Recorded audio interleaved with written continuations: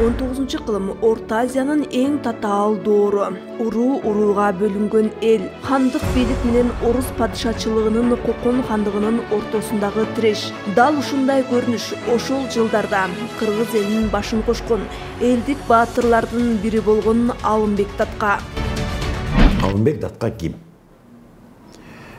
Көпчүлүгү кээ бирлерди карасаң, көпчүлүгү билип дагы айтып атышат, билбей дагы айтып атышат. Азыр айрыкча мына указ чыккандан кийин Алымбек Датканын арт тараптын өсө апыртып бергендер дагы бар. Анан эми баягы кыргызда айтат го, чымчык сойсо да касап сойсун дейт. Бул бир жагынан болсо, экинчиси ала кушту атынан аташ керек. То есть болгонун болгондой айтып, бул тарыхчылардын биздин милдетибиз. Тилекке каршы тарыхчысы да, тарыхчы эмеси дагы Алымбек Датканы көкөлөтүп берип атат. Акыркы убактарда байма-бай бир маалымат кетип атат. Керек болсо тиги YouTube каналда массалык маалымат карап жатканда Алымбек Датка Римге барган деген. Бул эми осолдук да. Биринчиден андай тарыхый фактылар жок. Экинчиден Алымбек Даткан тиги Стамбулга барган деле мындай так тарыхый маалыматтар жок. Себеби ал Кокон хандыгында улуттуу кишилер болгондон кийин ал катардагы адам катары бара албай турган иш болчу. Бул эл аралык мамиленин субъекти болгон дипломатиялык катнаштар бар. Ошонун алкагында барыш керек. Бирок андай расмий документтер жок. Кандай болгондо да Алымбек Датка бул кыргыз тарыхында, Кокон хандыгынын тарыхында өзгөчө ролду ойногон чыгаан саясий мамлекеттик ишмер. Алымбек Датка элдин биримдигин көздөгөн, акылман саясий оюнду мыкты билген, дипломатиялыкта, аскердикте талантка ээ инсан. Анын өмүрү кыргыз элинин көз карандысыздыгы үчүн күрөштүн символу болуп калды. Тарыхта, саясий илимде чыгаан инсандардын 3 түрү болот. Биринчиси бул атадан мураска калган, атадан балага мураска калган бийлик эгетерлери, мамлекет башчылары болуп эсептелет. Булар негизинен өздөрүнүн ошол даражасын мураска алат. Баягы кыргызда айтканда байдын оозу ышык болсо да байдын баласы сүйлөсүн дегендей эле иш болот. Экинчиси демократиялык чыгаан инсандар деп коебуз. Бул эл арасынан эл колдоп, эл сууруп чыккан, эл ишенген чыгаан инсандар болот да. Мисалы кыргызда мындай инсан кадимки эле Исхак Разаковду айтабыз да. Исхак Разаков, Абдыкадыр Орозбеков, Жусуп Абдырахманов, булар ошол демократиялык, эми харизматикалык чыгаан инсандар деп коет. Булар өздөрүнүн жеке дараметине жараша, өздөрүнүн акыл эси, ой жүгүртүсү, дүйнө сезимине жараша калыптанып, анан эли журтуна, мамлекетине кызмат кылган чыгаан инсандарда. Мына биз сөз кылып аткан Алымбек Датка дал ошол биринчи жана үчүнчү тапта эки топтогу чыгаан инсандардын жакшы касиеттерин өзүнө тапкан, топтогон чыгаан саясий мамлекеттик ишмер. Асанби уулу Алымбек айтылуу Алайдын Гүлчү өрөөнүндө төрөлүп өскөн. Алгач эл арасында адилеттиги, чечкиндүүлүгү, сөзгө токтоолугу менен айырмаланып, кийинчерээк Кокон хандыгындагы саясий сахнасына чыккан.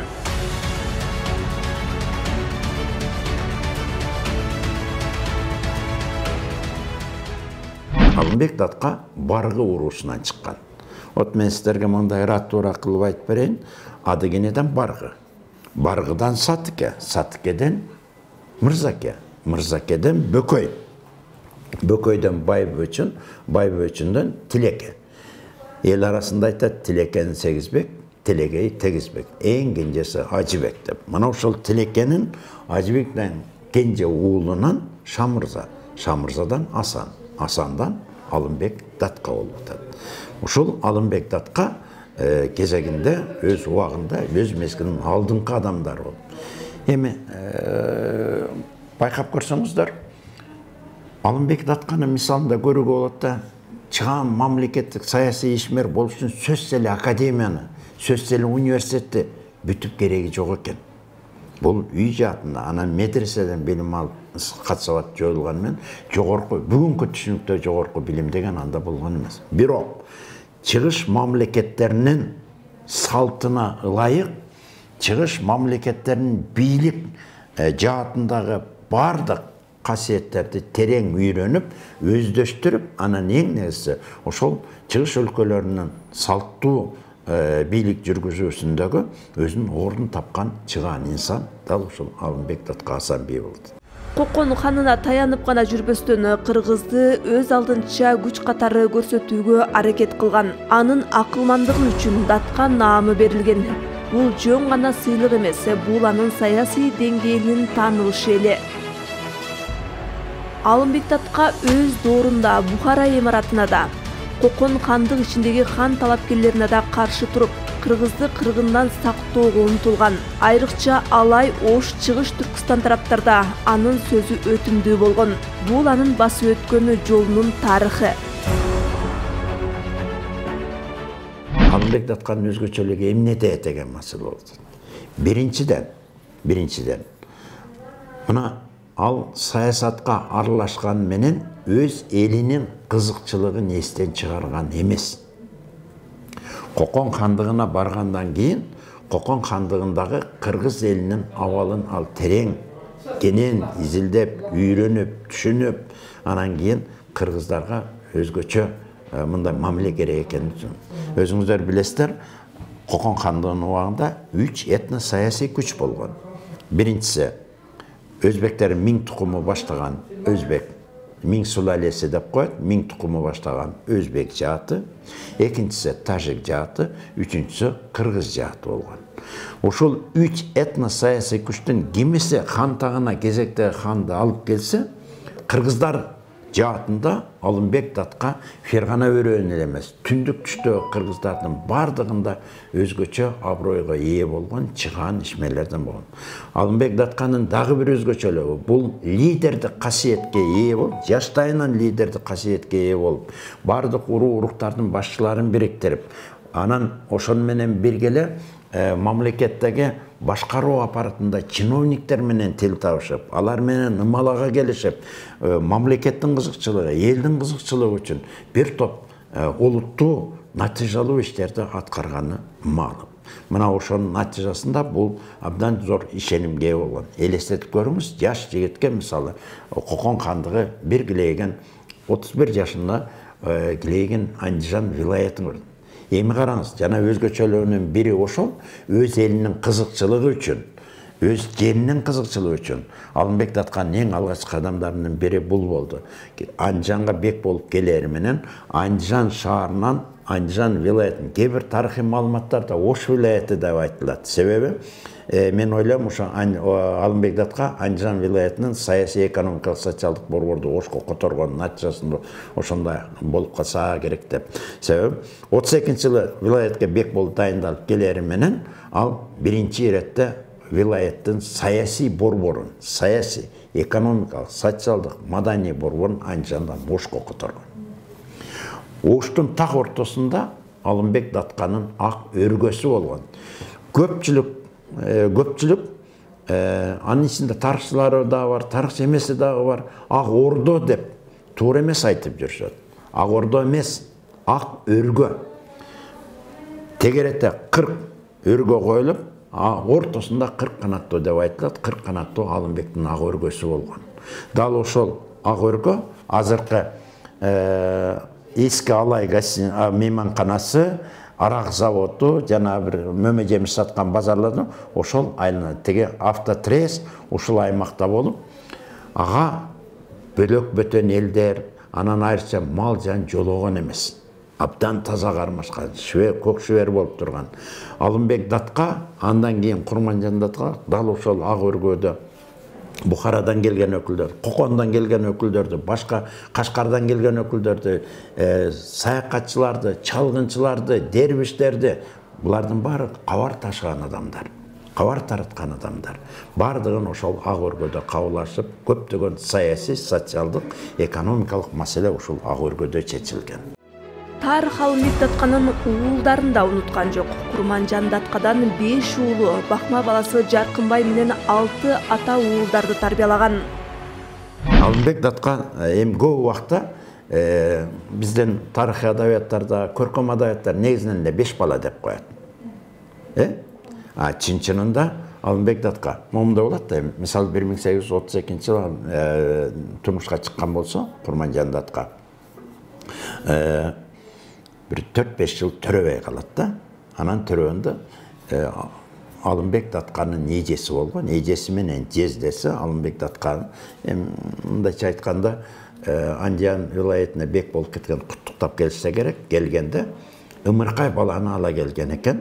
Анан Курманжан Датқа ымыркай баланы кайнежесин аттан түшүрбөй туруп, ымыркай баланы колуна алып, анан ошо боюнча үйгө келип туруп, анын үйүнөн бир тай туяктап коюп, пияладай накта күмүш же алтындын куймасы болот. Ошол тай туякты алып, кайнежесинин еринин эр кашына илип коет. Бул деген сөз ырымы. Анан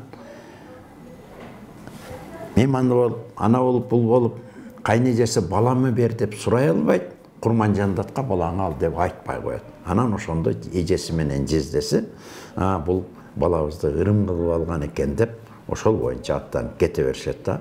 Ошол бала Жаркынбай деген Алымбек Датқанын уулу болуп эсептелет. Алымбек Датқанын биринчи аялы болгон. Биринчи аялдан бир уул, бир кызы болгон деп айтылат. Эл арасында биздин бабаларыбыз деле айткан, мен аны өз кулагым менен деле уккам. Баласынын аты Акынбек. Кээ бир жерлерде Акылбек деп турат, анын урпактары бүгүн Күлчүдө турат. Бул биринчи аял болсо Байбиченин баласы. Анан экинчи аялы бул Курманжан Датқа. Курманжан Датқадан Абдылдабек, Батырбек, Мамытбек, Асанбек, анан Камчыбек деген 5 уул, анан 2 кызы болгон. Бул анан дагы бир маалыматтар бар. Алымбек Датқанын 3-чү аялынан да бир уул, бир кызы болгон деген маалыматтар бар. Бул эми жана Алымбек Датқанын урпактары такташса керек да, көп санда урпактары жүрбөй. Бул Алымбек Датқанын теги жана анын балдары жөнүндө болду. Алымбек Датқа жана анын балдары. Алымбек Датқа менен анын жубайы Курманжан Датқанын 5 уулу болгон. Абдылдабек болжол менен 1837-жылы туулган. Батырбек 1839-жылы туулган. Мамытбек 1843-жылы туулган. Асанбек 1849-жылы туулган. Кенже уулу Камчыбек 1852-жылы туулган. Даярхандын 1875-жылы Абдылдабекке берген инаятнамеси жарлыгы. Ошол жарлыкта Абдылдабекти Датқа атап атат. Демек Абдылдабек дагы Датқа болуп атат. Ойлоп көрсөңүз, ошондо бир үйдөн 3 Датқа чыгып атат. Мына бул хандын канцеляриясы, иш кагаздар бөлүмүндө бекердеринен эле эми Кыргызда болгон. Аттуу башты адамдар баягы кошоматчылык кылып Датқа деп атап кое беришкен, бирок алардын жарлыгы жок. Абдылдабектин колунда жарлык турат. Абдылдабек Чубаризат, Паңсат, Абдуллабек Датқа деп жазылып турат ошол котормосундачы. Ошондон ал да Датқа болгон деп. Бирок сөз биринчи анын чоң уулу жөнүндө, Бакма уулу Жаркынбай жөнүндө болсун. Жаркынбай эресеге жеткенде, бирок Алымбек Датқа өлгөндө 1862-жылы Жаркынбайды Откара Курманжан Датқанын эстелиги алып жулунган жок. Жаркынбайды Ош шаарынын беги кылып дайындатат. Ош шаарынын беги, анан параллелдүү түрдө Саркер да болот. Саркер деген азыркы менен айтканда хандын пайдасына салык топтоочу адам. Бирок 1865-жылы Жаркынбай жана Ташкенттин алдында орус аскерлери менен салгылашта курман болот. Черняев менен болгон согушта курман болгондон кийин Ош шаарынын беги бош калды. Ушуга эми эресеге жетип калган Дасыккан деген Абдылдабек дайындалды. Абдылдабек дагы ошол Кокон ханынын атынан ошол Ош вилаятынын башчысы, анан Саркер болуп ал дагы 75-жылга чейин. Туң уулу Абдылдабек Кокон ханы тарабынан 1865-жылы Ош шаарына жана аймагына аким кызматына дайындалган. 1875-жылга чейин абдан көп жерди ээлеп турган. Абдылдабек атасын жолун улап, Кыргыздын тынчтыгына кызмат кылууга аракет кылган. Бирок тоордун катаал шарттары ага мүмкүнчүлүк берген жок. Ошол убактагы саясий ситуация, саясий кырдаал, анан ошол убактагы элдин абалы аны Кудайыр хандан баш тартып Полот хан тарапка өтүүгө мажбур.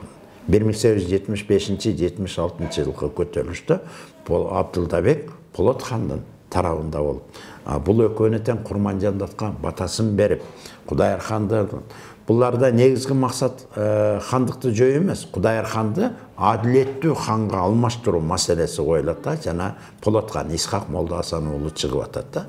Мына эми карап коюңуз, дагы бир нерсени эске алып коелу. Тиги Кудайыр хандын колунан Датка наамын алган Абдылдабек 1875-жылы октябрында Исхак Молдасын Полот хан Анжан аркылуу Кокон хандын хан сарайына кирип хан болгондон кийин биринчи немеси менен өзүнүн жарлыгы менен Абдылдабекти эң жакын адамдарынын Кокон Кокон шаарынын мэри кылып, Кокондун беги же болбосо мэр кылып дайындайт. 1875 жылдын октябрь айынан 1975 жылдын март айына чейин Абдылдабек Кокон шаарынын мэри болуп турган. Бул кадимки Алымбек Датканын уулу. Генерал Александр Таубе жана башка генералдардын билдирүүсүнө караганда Курманжан Датканын балдарынын төртөө Ош уездинин болуштук кызматын аткарышкан. Бул Орус империясы оторчулук саясаты жүргүзүп жаткан мезгилде Алымбек Даткан менен Курманжан Датканын балдары белгилүү ролду ойноп, алар менен эсептешүүгө Орус бийлиги мажбур болгондугунун далили.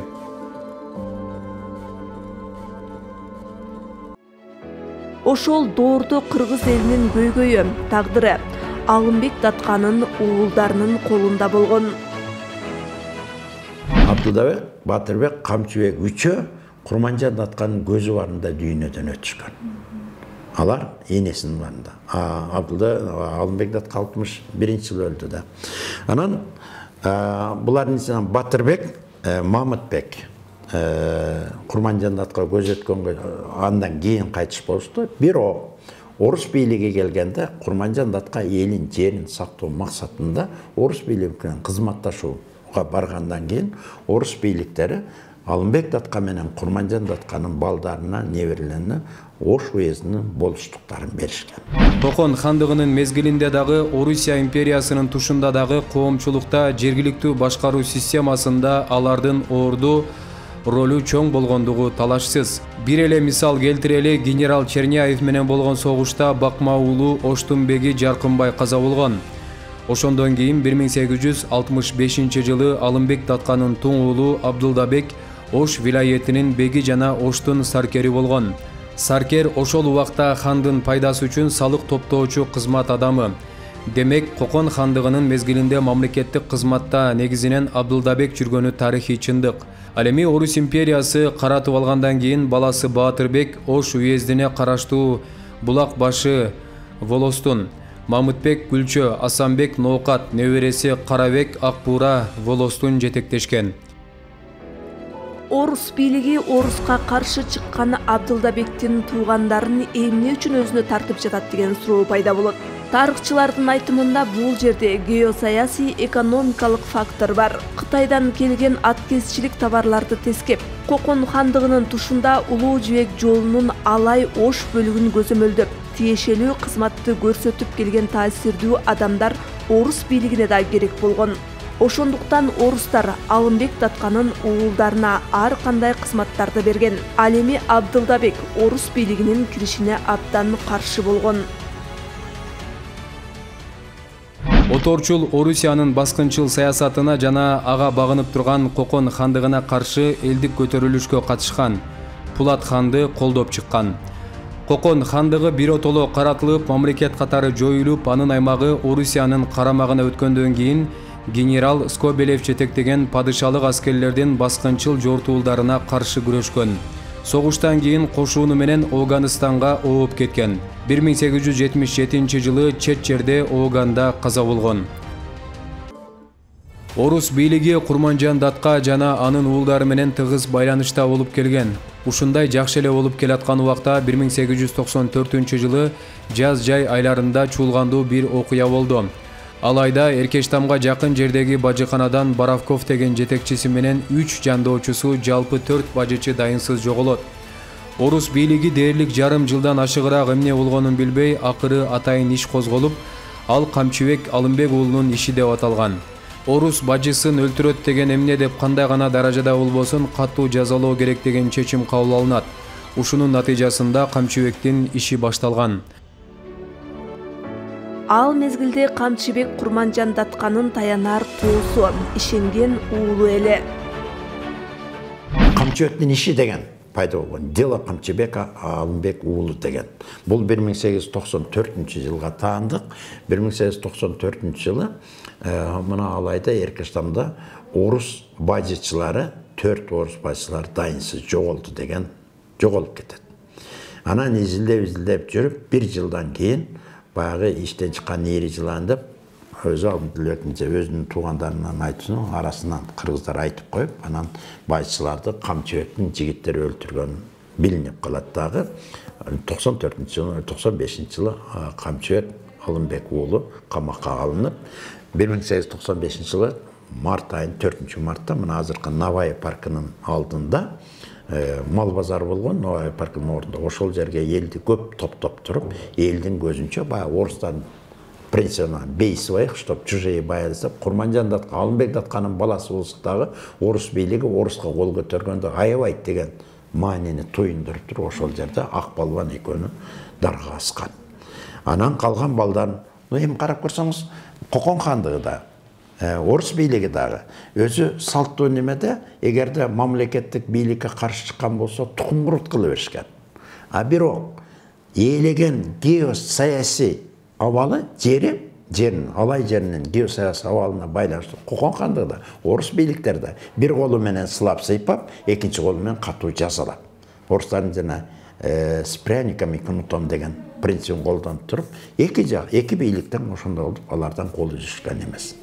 Анан акырында да бир нерсени айтып коелу. Курманжандатка 1894-жылы менде китепке киргизгенбиз. 94-жылы немеге кирет. Андреев лентасындагы алтын медалга татыктуу болгон сунуш кеткен. Алтын медалды алмак.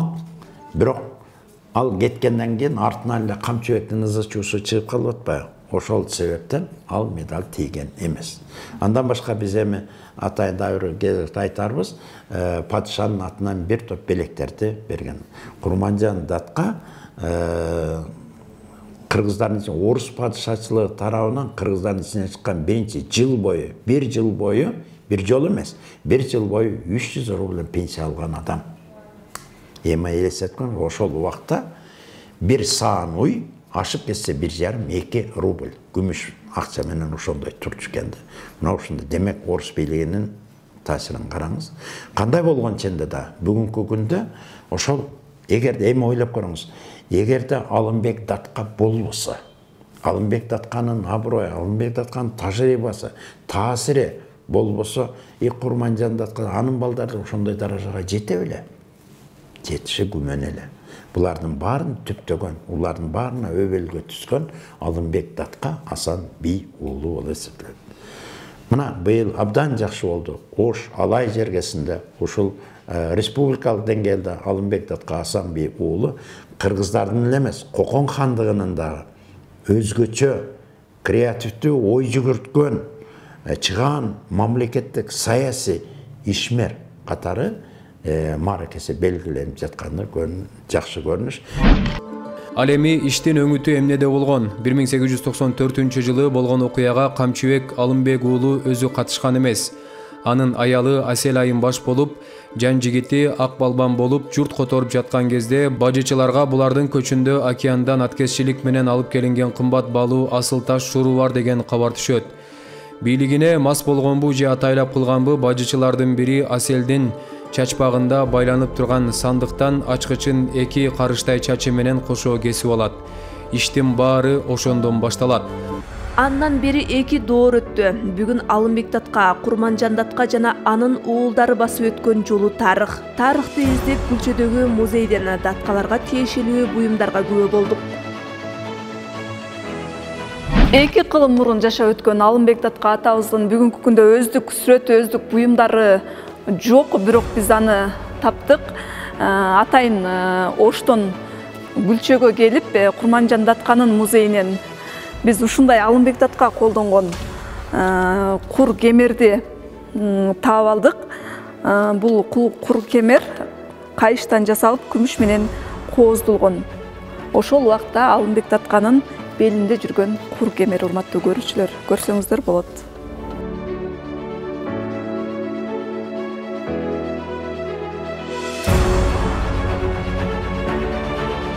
Ал эми музейде Камчыбектин чапаны да коюлуптур. Бул Алымбек Датканын уулу Камчыбектин кийип жүргөн чапаны экен. Ал эми дагы бир уулу Абдылдабек, Алымбек Датканын эң улуу уулу Абдылдабектин чапаны бул жерде жайгашкан.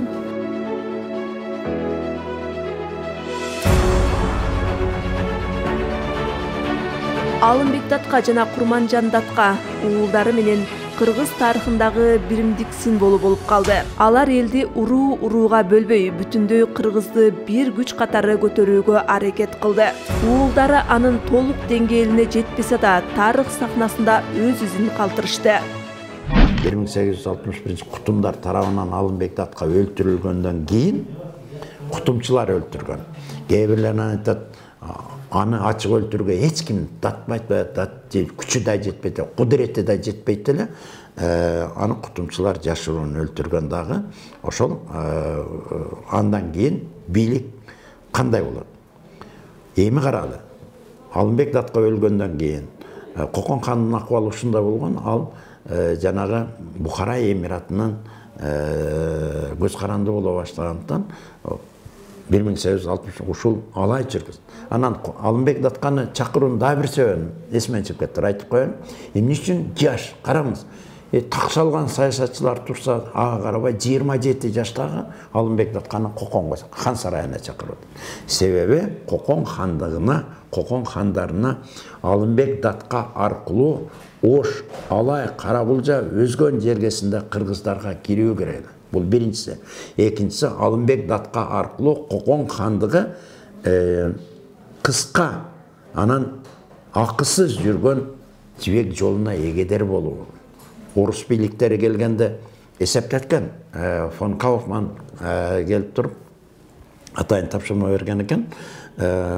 Кокон хандыгына жылына канча Кытайдан товарлар келип турган деп. Ошондо бир кээ бир маалыматтар бар. 150 миң күмүш орус акчасы менен бир жылда келип. Ал деген ошол убакта абдан эбегейси чоң акча болгон экен да. Бирок ошолордун 0,1% гана мамлекеттин казынасына түшчү экен. Көрдүңбү эмне үчүн? Алымбекти колго алуу менен бирдикте Кокон хандыгы Алай, Ош, Алай, Эркештам аркылуу Кытай менен соода сатык жүргүзгөнгө, жанагы азыркы тил менен контрабандалык товарларды алып келүүгө өзгөчө кызыктар болгон. Эгер элестетим, ошол жергиликтүү эгедерди колуна албаса, Кокон хандыгынын кербени боло, Кытайдын кербени боло, бир колоттон чыкпай калышы мүмкүн эле да. Алымбектин таасири аркылуу аларга эч ким тийбей, толугу менен, дүйнөсү менен жетип отурат. Даткатанын өмүрү эл үчүн күрөшүүнүн, биримдик үчүн жан аябуунун үлгүсү. Уулдары ар бири өз алдынча таасирге ээ болгон, бирок чоң мамлекет түзүп калууга жетише алышкан жок. Алардын тагдыры эл үчүн жасап кеткен иши, жолу, доордун татаалдыгындагы тарыхтын оор сабактарын чагылдырган мурас.